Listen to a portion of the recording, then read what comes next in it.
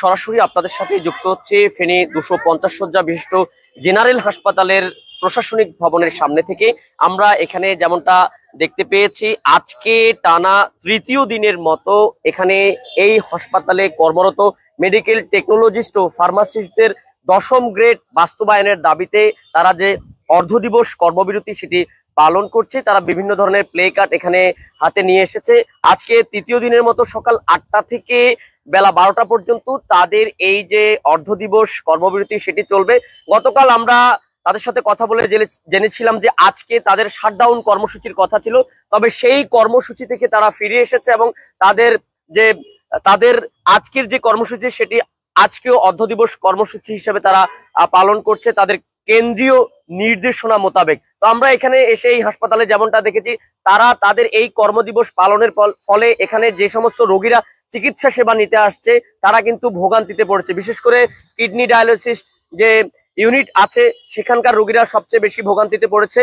তাদের একটাই দাবি, তাদের এই 10ম গ্রেড যদি বাস্তবায়ন না হয় তারা তাদের আন্দোলনকে আরো তীব্রতর করবে এবং দাবি না মানা পর্যন্ত তাদের এই আন্দোলন চলবে। আপনারা দেখতেই পাচ্ছেন ছোট ছোট প্লে কার্ডে তারা এখানে বিভিন্ন ধরনের স্লোগান লিখে এনেছে, যেমন এক দফা এক দাবি, 10ম গ্রেড বাস্তবায়ন চাই, বৈষম্য নিপাত যাক, স্বাস্থ্য খাত মুক্তি পাক, এছাড়াও আর নয় যুক্তি, 10ম গ্রেডেই মুক্তি।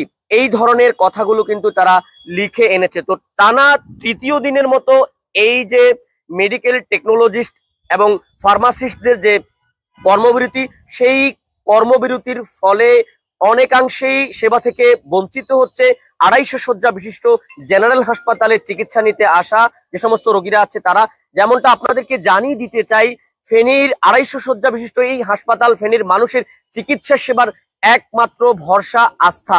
শুধু ফেনী নয়, এখান থেকে আমরা জানি কুমিল্লা, চট্টগ্রামের মিরসরাই, বারৈয়ারহাট থেকেও কিন্তু এখানে রোগীরা চিকিৎসা সেবা নিতে আসে। আমরা এখানে আন্দোলনরতদের সাথে কথা বলবো আসলে কোন দাবিতে তাদের এই আন্দোলন আজকে তারা তৃতীয় দিনের মতো চালিয়ে যাচ্ছে এবং তাদের যদি দাবি না মেনে নেয় সেক্ষেত্রে তারা তাদের এই কর্মসূচির যে পরিকল্পনা সেটা সম্পর্কে আমরা একটু জানতে চাই। ধন্যবাদ।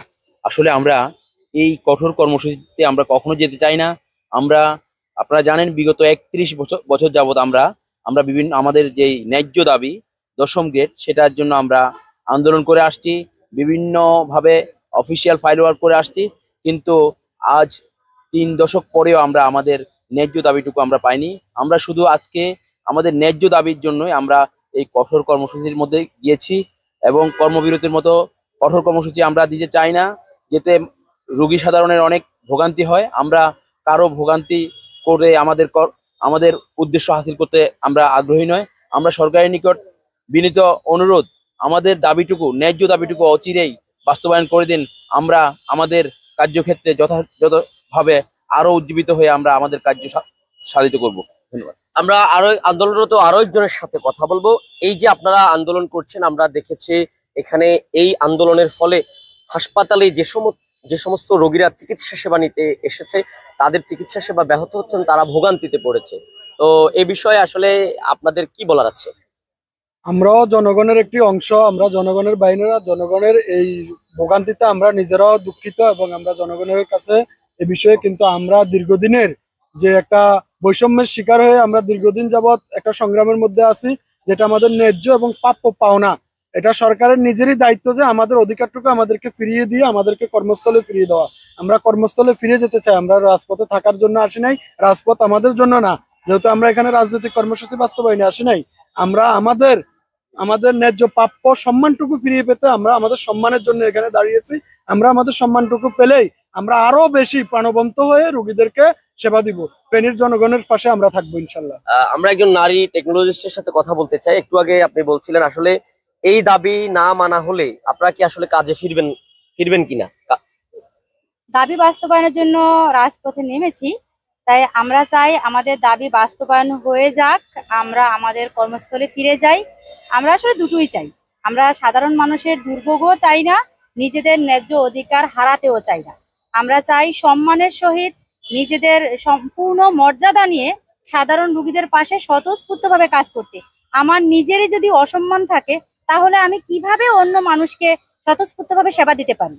তাই আমি চাই যে যে কোনো ভাবে আমাদের কেন্দ্রীয় সিদ্ধান্তগুলো আমরা বাস্তবায়ন করব এবং সরকারের কাছে বিনীত অনুরোধ জানাবো যাতে আমাদের 10ম গ্রেডটি বাস্তবায়ন করে আমাদের কর্মস্থলে ফিরিয়ে নিয়ে যাক। আমরা সাধারণ মানুষের পাশে থাকি, পাশে থাকার চেষ্টা করছি, সার্বক্ষণিক আমরা ওনাদের প্রতি আন্তরিক, আমরা সর্বোচ্চ সেবা দেওয়ার চেষ্টা করব। আমরা কথা বলছিলাম আন্দোলনরত মেডিকেল টেকনোলজিস্ট ও ফার্মাসিস্টদের সাথে। বিভিন্ন দাবি দেওয়া, তাদের যে দাবি সে সম্পর্কে তারা আমাদেরকে জানাচ্ছিলেন। তারা তাদের যে দাবি, তারা বলেছে তাদের দাবি যদি মেনে নেওয়া হয় তারা স্ব অবস্থান থেকে তাদের কাজে ফিরে যাবে। আমরা দেখেছি তাদের এই টানা তৃতীয় দিনের মতো যে অবস্থান কর্মসূচি, যে কর্মবিরতি, সেই কর্মবিরতির ফলে এই হাসপাতালে চিকিৎসা সেবা নিতে আসা রোগীদের ভোগান্তি পোহাতে হচ্ছে। তারা জানিয়েছে আসলে তারা রোগীদের যে ভোগান্তি সেটা তারা দিতে চায় না, তারা স্ব অবস্থান থেকে কাজে ফিরতে চায়। সেক্ষেত্রে তাদের যে দাবি সেটি যদি সরকার আমলে নিয়ে মেনে নেয় তারা আবারও কাজে ফিরে যাবে। তো এই ছিল ফেনীর 250 শয্যা বিশিষ্ট জেনারেল হাসপাতাল থেকে আমার